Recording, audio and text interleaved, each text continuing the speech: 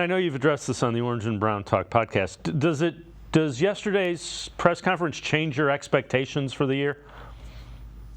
It made me a little bit more concerned about him going forward, just from the standpoint of all the hits that I know he's going to have to take in 2024 on that shoulder.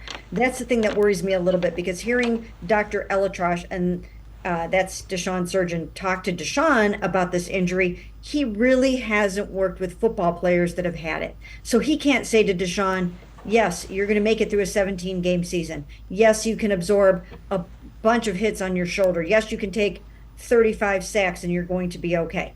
Nobody really knows how that's going to go. Of course, everyone hopes that he remains healthy and that the repair job, which was done by the leading shoulder surgeon in the world, that will hold up. But you just never really know, and I think that's a bit of a concern. Yeah, without question. The other thing that struck me, he seems to understand the expectations and is, I think he expects more of himself probably than a lot of the fans do.